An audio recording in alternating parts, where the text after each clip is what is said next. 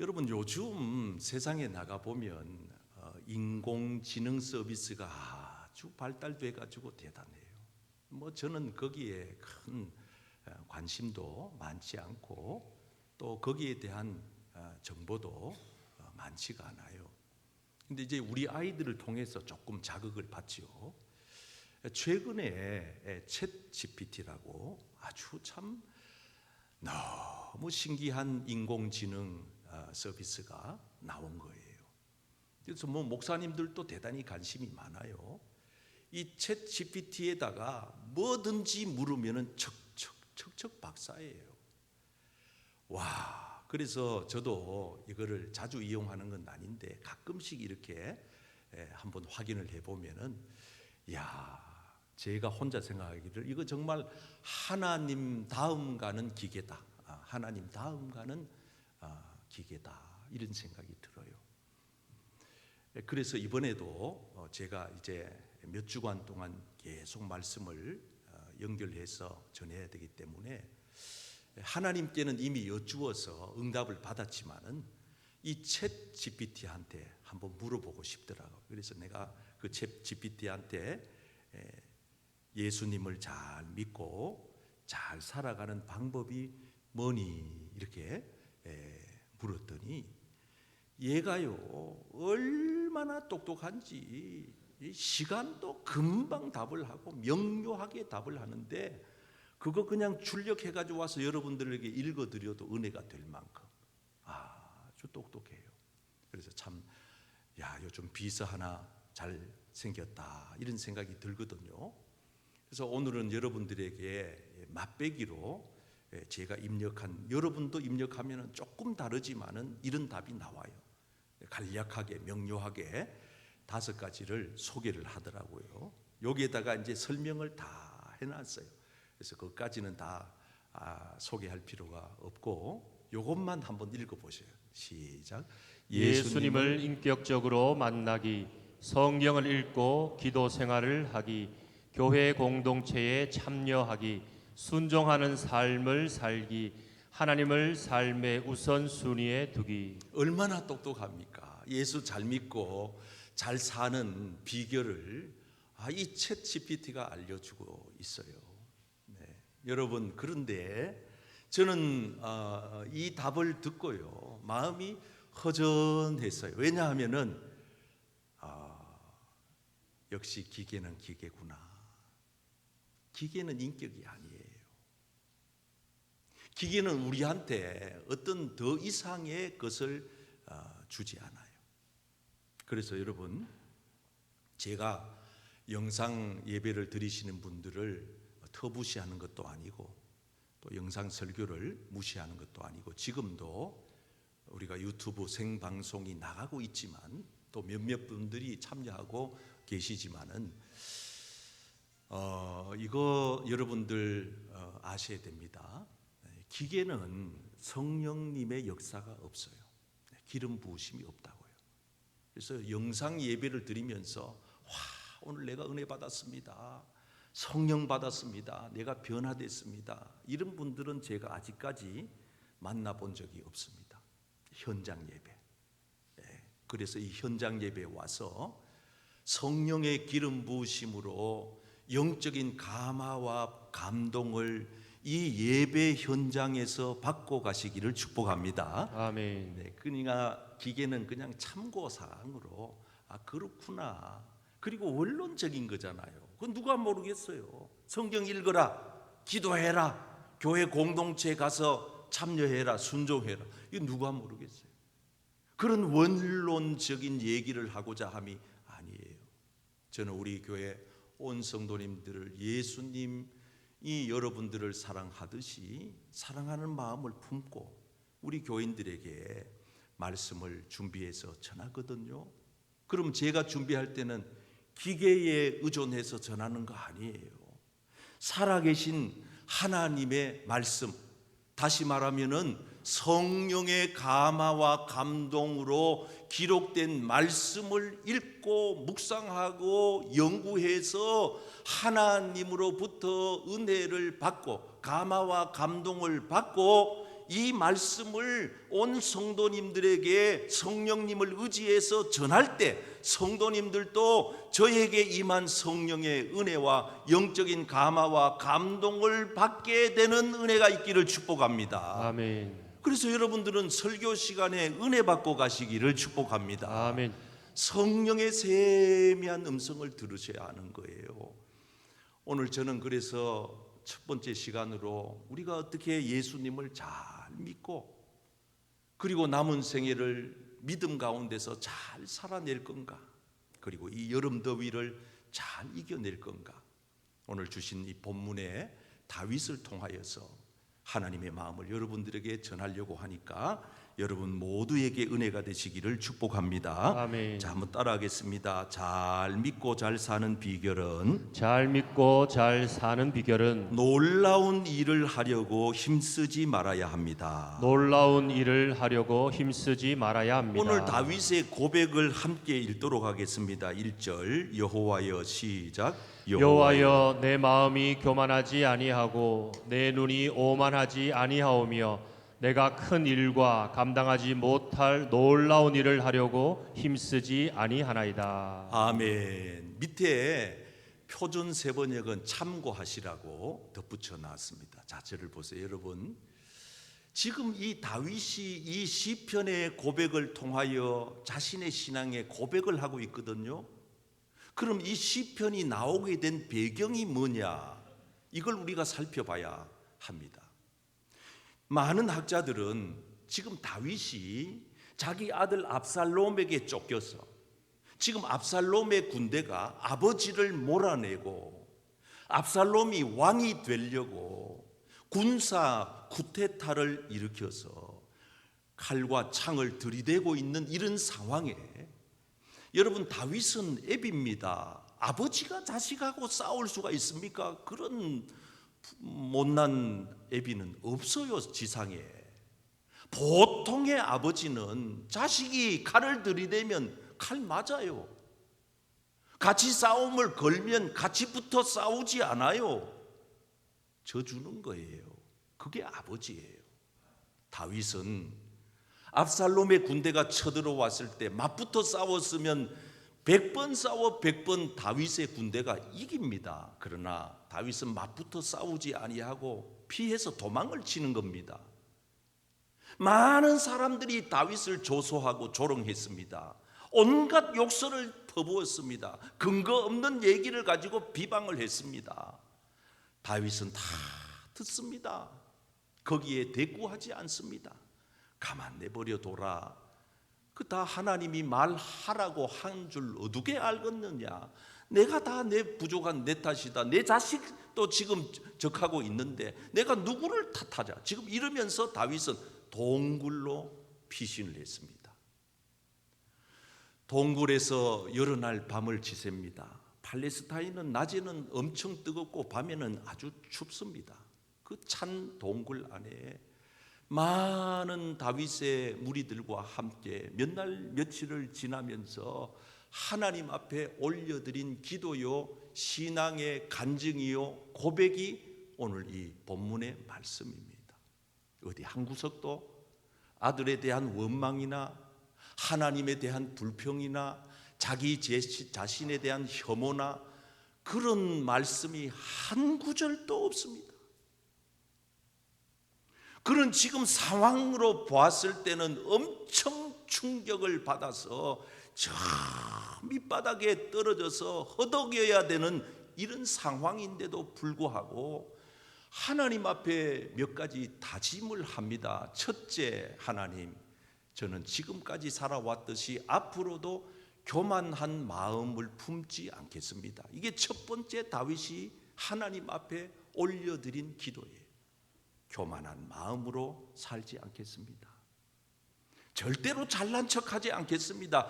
왕쯤 됐고 그 정도 출세했고 힘과 권력이 있으면 좀 자랑할 법도 한데 안 하겠다는 거예요. 두 번째, 제 눈은 오만한 눈이 되지 않겠습니다. 여러분, 오만이라고 하는 말은 남을 깔본다 이런 뜻이에요. 남을 무시한다 이런 말이에요.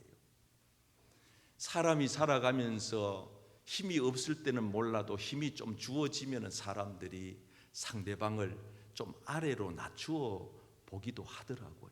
다윗은 하나님, 저는 그렇게 하지 않겠습니다. 마지막 세 번째 하나님께 올려드린 고백이 위대해요. 하나님, 저는 큰 일이나 위대한 일, 대단한 일을 하려고 하지 않겠습니다. 여러분, 다윗은 정말 한결같이 그렇게 산 분이에요. 어린 시절 그가 목동 생활로부터 지금 이스라엘의 두 번째 왕이 되어져 있는 이 시점까지, 그리고 아들에게 쫓겨 이렇게 도망자 피난 생활하는 이런 신세에 이르기까지 그는 마음속에 어떤 생각을 가지고 있느냐 하면, 하나님이 내게 주신 은혜는 부은에 찬다, 넘친다. 하나님이 내게 베푸신 축복은 이루 말로 다할 수 없다. 나는 더 이상 바랄 게 없다 하는 고백이었습니다. 어린 시절로 한번 돌아가 볼까요? 다윗이 어떻게 왕으로 기름을 붓던가요? 하나님께서 사울 왕의 시대를 폐위시키고 사울의 역할이 끝이 났다. 그리고 사울 왕이 쫓겨나잖아요. 그리고 비참하게 죽지요, 아들들과 같이. 그러고 난 다음에 하나님께서 당시의 주의 종 선지자 사무엘에게 말합니다. 사무엘아, 사무엘아, 이스라엘의 두 번째 임금을 내가 너에게 가르쳐 줄 테니 내가 지시하는 집으로 가라 그럽니다. 그 집으로 가봤더니 그게 이스라엘의 목동 목자인 이새의 집이에요. 그 집에 갔더니만은 이미 연락을 받고는 아들들이 전부 대기하고 있는 거예요. 아주 옷을 다 차려입고. 지금 이 시간은 어떤 시간입니까? 이스라엘의 두 번째 왕이 될 사람이 면접 보는 시간이거든요. 그러니까 이 이새의 아들들이 자기가 왕이 되어서 한 시대에 세상을 깜짝 놀라킬 인물이 되려고 전부 쫙 빼입고 인물, 아주 한 인물들 하는 사람들이 사무엘 앞에 나타나는 겁니다. 아니, 사무엘 선지자가 보니까 입이 떡 벌어져요. 첫째 아들이 딱 와서 면접을 보는데 이름이 엘리압이에요. 키가 훤칠해요. 얼굴도 미남이에요. 아주 용모가 준수해요. 그래서 사무엘 선지자가 자기가 가지고 갔던 기름병의 뚜껑을 열고, 하나님 더 볼 것도 없습니다. 이 아들이 두 번째 임금 될 아들 맞죠? 그리고 딱 부으려고 하는데 하나님의 성령이 강하게 막습니다. 아니다. 종종 세상의 사람들은 사람을 겉으로 보고 판단하더라마는 나는 사람의 외모를 보는 그런 분이 아니야. 나는 사람의 중심을 보는데 그 아들이 겉으로 외모로는 준수할지 모르지만은 내 마음에는 차지 않아. 아니야. 그러시더니만은 둘째도 아니야, 셋째도 아니야, 일곱째까지 아니야. 사무엘 선지자가 심각해졌습니다. 아니, 이새 양반, 당신 집에 아들이 이게 다요? 했더니 이 이새가 깜짝 놀랄 이야기를 하는 겁니다. 아닙니다. 아직 한 아이 막내가 남았는데 이 막내 아들은 지금 어디 있는고 하니 저 들판에서 양을 지키고 있습니다. 지금 이 얘기는 하나님의 은혜가 듬뿍 묻어 있는 구절입니다. 이새 아버지도 다윗이 왕 될 거라고는 1%도 생각 안 했다 이 말입니다.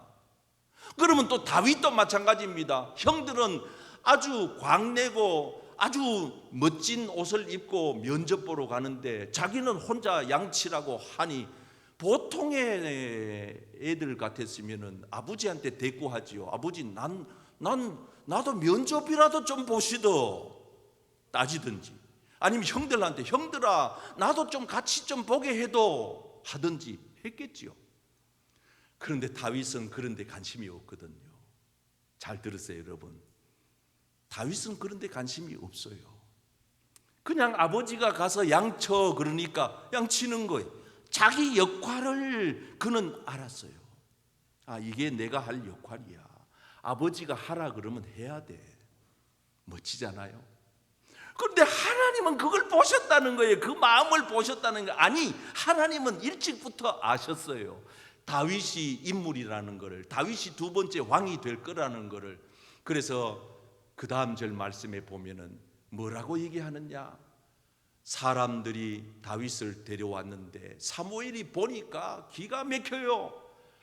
빛이 붉었다. 얼굴 빛이 붉다는 것은 팔레스타인의 그 뜨거운 태양볕에 얼굴이 타가지고 까맣게 거슬러 있을 텐데 사무엘이 볼 때는 그게 그렇게 아름다웠다는 겁니다. 눈이 얼마나 빼어난지 맑고 총기가 있어 보이는. 여러분, 사람의 눈은 그 사람의 삶의 인격이에요. 사기치는 사람들 눈빛 잘 보세요. 사기꾼 같은 눈동자가 왔다 갔다 그럽니다. 살인자들 눈빛 보세요. 살기가 뚝뚝 흐릅니다. 남을 미워하는 사람 눈빛 보세요. 이미 눈에 미움이 가득합니다. 하나님은 사무엘 선지자를 통해서 다윗을 보게 한 겁니다. 그리고 거침없이 말씀하시기를 얘가 그다. 망설이지 말고 기름병에 기름을 부어 이스라엘의 두 번째 왕으로 삼으라. 아멘. 저는 오랜 세월 이렇게 목회에 몸담고 있다가 보니 참 별일을 다 보는데 임상적으로 나타나는 결과, 열매가 있어요. 하나는 뭔지 아세요? 교인들 중에 자기 역할에 충실하지 아니하고 남의 일에 기웃거리면서 감나라 대추나라 하는 교인들의 마지막은 비참합니다. 비극적인 결말이 거의 많아요. 그런데 교회에서 자기 역할이 어떠하든 두드러지든 그렇지 않든, 남이 알아주든 알아주지 않든, 사람들의 박수갈채를 받든 한 번도 소개 한 번 된 적 없든 간에 하나님 앞에서 그냥 다윗처럼 양을 치는 교인들이 있어요. 관심 없어요. 그 사람들은 교회에서 출세할 관심도 없고 무슨 엉뚱한 욕심도 없고 그냥 하나님 한 분 섬기는 게 감사하고 할렐루야, 예배드리는 기쁨이 넘쳐나고 이 땅에 믿음으로 사는 게 행복한 거예요. 다른 데 관심 없어요. 그냥 양치는 거예요. 그런데 어떤 일이 벌어질까요?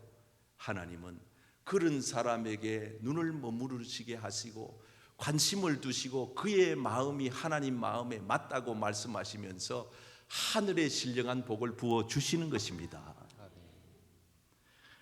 여러분, 야고보 사도가 당시에 많은 사람들이 오고 가면서 장사하는 사람들을 보고 이 편지를 썼어요. 그러면서 이 편지 내용이 이런 겁니다. 많은 장사하는 분들이, 상인들이 오늘은 여기 내일은 저기, 그리고 어떤 도시에 가면 특별히 1년 정도 머물면서 내가 여기서 장사를 해서 대박을 터뜨릴 거야. 중요한 얘기입니다. 대단한 일을 일궈낼 거야. 그러면서 자기 자신을 큰 소리치는 사람들에게 하나님의 마음을 빌려 얘기합니다. 아이고 가사롭다. 너희 인생들아, 너희는 내일 일도 모르지 않냐? 너희 인생이 뭐냐? 한낱 잠시 보이다가 사라져버리는 안개와 같어. 뭘 오늘 여기서 장사, 내일 여기서 장사, 오늘 이 도시에서 엄청난 장사를 해서 이득을 봐서 대박을 터뜨려 웃기는 소리 하지 마라. 그러면서 주신 결론이 뭐냐? 15절이에요. 시작. 너희가 도리어 말하기를 주의 뜻이면 우리가 살기도 하고 이것이나 저것을 하리라 할 것이거늘. 한번 따라하겠습니다. 주의 뜻이면 살기도 하고 이것저것 할 수 있습니다. 이것저것 할 수 있습니다. 믿으시면 아멘. 아멘. 가끔 제 후배들이 이제 저도 이맘때쯤 나이가 되니까 찾아와서 혹은 전화로 목사님 이번에 담임 목사로 부임을 했는데요, 내가 이 교회에서요 1년 만에 배가시킨다고 장로님들한테 얘기했고요, 이제 3년 만에 교회 부지를 확보해가지고 신축을 한다고 약속을 했고요, 막 이렇게 쭉 늘어나요. 그럼 내가 속으로 그럽니다. 속으로 뭐라 그러냐면, 아이고 아무개 목사야, 네 1년 동안이나 그 교회 담임 목사로 살아남기라도 살아남아라. 어쩌면 그렇게 철이 없을까요? 그러다가 나중에 소문 들으면 그 사람 위임도 못 받고 그 교회에서 쫓겨났대. 그것도 큰 일도 아니요, 조그만한 일. 에이씨 그러면서 사표 던지고 나가. 누가 알아줘요? 사모님하고 애들이 길바닥에 나 앉았어요. 먹여 살려야 돼요. 그 목사님 요즘 뭐 한다노? 택배기사 한답니다.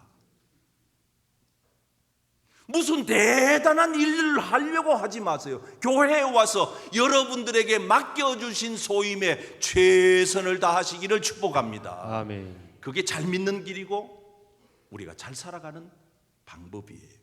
두 번째 따라가겠습니다. 잘 믿고 잘 사는 비결은 잘 믿고 잘 사는 비결은 우리의 영혼이 고요하고 평온해야 합니다. 우리의 영혼이 고요하고 평온해야 합니다. 오늘 본문 2절의 말씀은 기가 막힌 말씀을 토해냅니다. 지금 다윗이 압살롬의 칼 끝에 목숨이 촉각에 달려 있는데, 아니 아침에 눈 뜨면 죽을지도 모르는 그런 절박한 상황에 이 말씀 한 구절은 전혀 그런 분위기를 포착할 수가 없어요.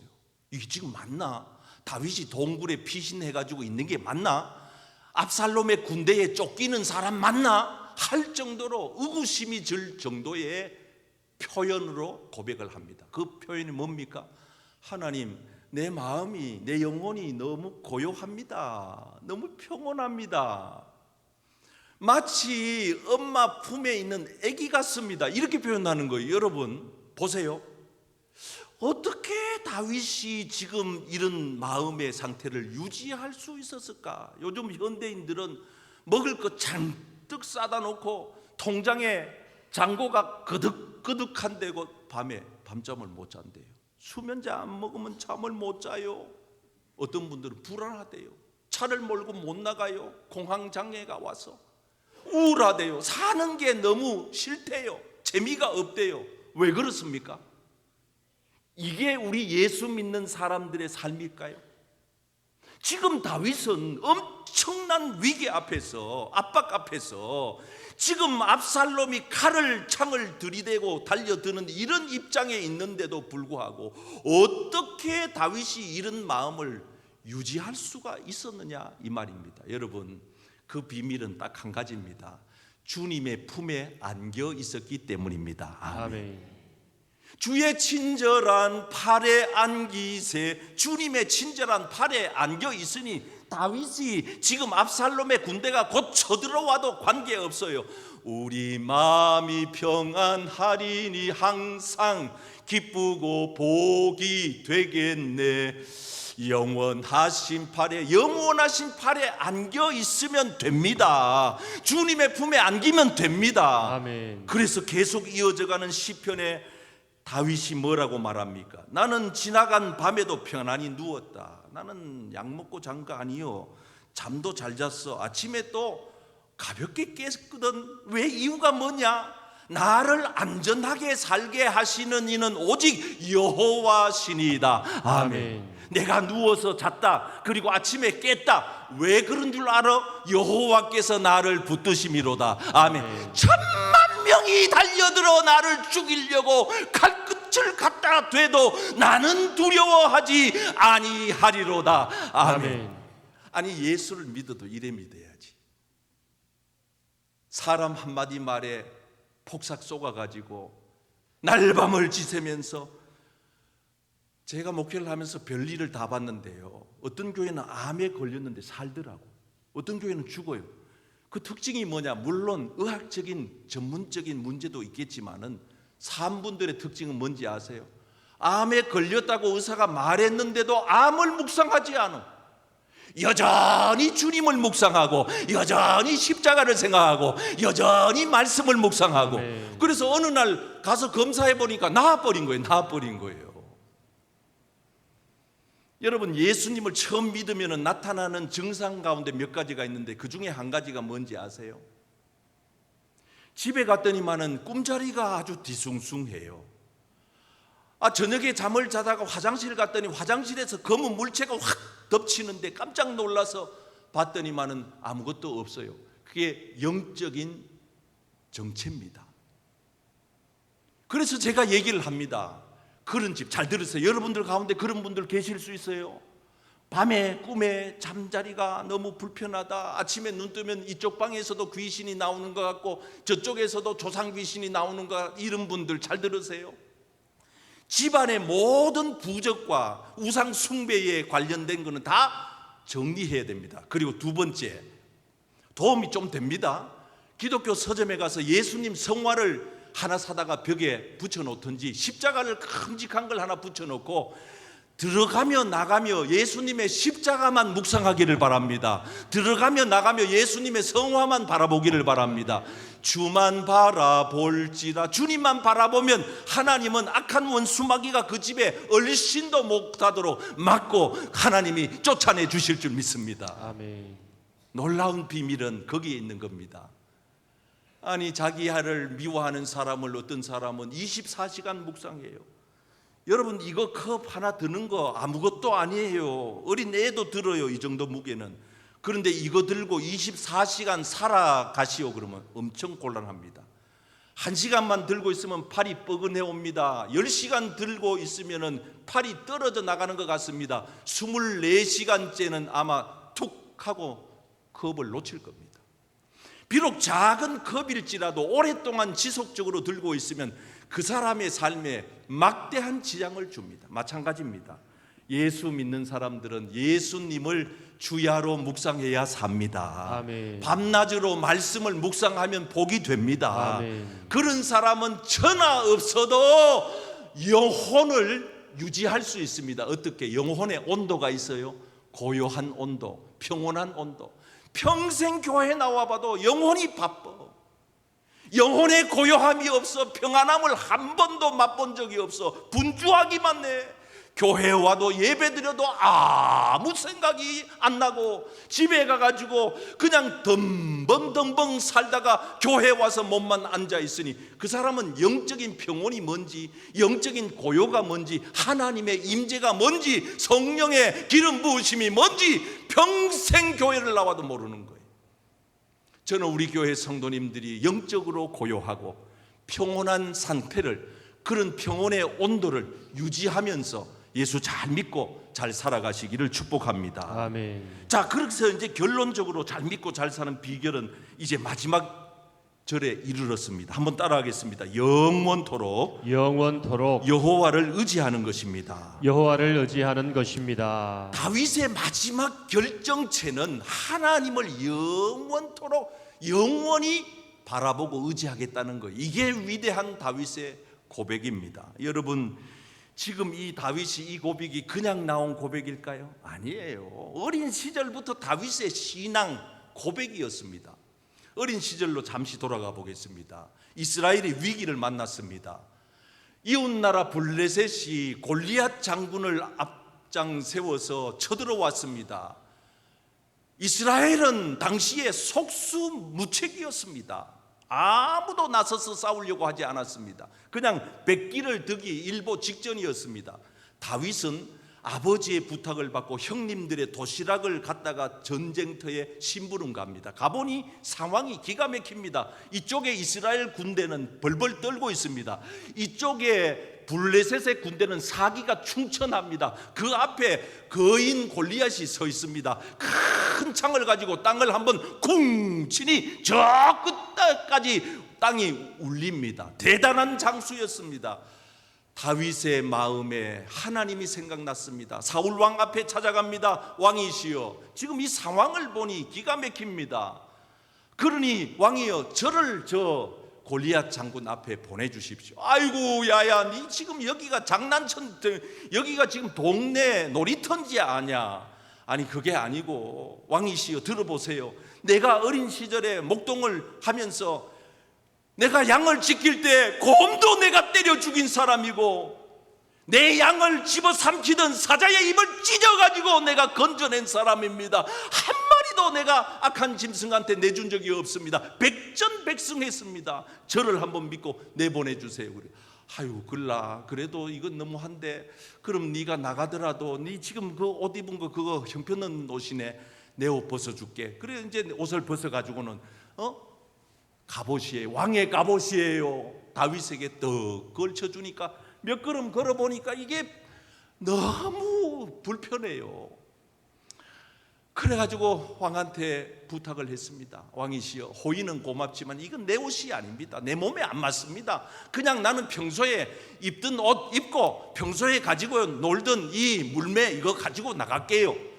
아유, 글라, 그래도 정말 이건 아닌데, 그러면서 혹시라도 네가 좀 나가서 해결해 보라는 심정으로 내보냈어요. 다윗이 달려가면서 손에 든 물매를 확 돌려서 외칩니다. 성경에 이렇게 말합니다. 골리앗아, 블레셋 사람에게 외칩니다. 너는 칼과 창과 단창으로 내게 나아오지만은 나는 살아계신 만군의 여호와 하나님의 이름으로 내게 나가노라. 아멘. 하나님의 이름으로 나가노라. 아멘. 하나님의 이름은 강한 것입니다. 아멘. 하나님의 이름보다 더 강한 것은 없어요. 그러면서 그가 뭐라고 그럽니까? 하나님의 구원하심이 칼과 창에 있지 아니함을 오늘 보여줄 것이며 전쟁에 이기고 지는 것은 우리 하나님의 손에 달려 있느니라. 아멘. 한 방 딱 던졌는데 한 방에 끝이 난 거예요. 나가 떨어진 골리앗을 그 칼을 뽑아가지고 목을 잘라서 높이 쳐들으니 이스라엘 군대가 승리의 함성을 부르게 된 줄 믿습니다. 아멘. 이때는 박수를 좀 쳐야 돼요. 박수를 좀 쳐야 돼요. 도대체 우리 예수 믿는 사람들이 세상 가서 똑같이 돈 의지하고 권력 의지하고 자기 자존심 의지하고 명예를 의지하고 하지 마라. 귀인들도 의지하지 마라. 도울 힘이 없는 인생을 의지하지 마라. 왜 인생을 의지해서 상처를 받느냐 그 말이에요. 왜 인생을 의지해가지고 하나님을 부인하느냐 이 말이에요. 하나님을 자기 도움으로 삼고 여호와 자기 하나님에게 자기의 소망을 두는 자가 복이 있도다. 아멘. 저는 여러분들이 이렇게 이 한 주간도 예수님 잘 믿고 잘 살아가시는 승리하는 성도님들 되시기를 주님의 이름으로 축복합니다.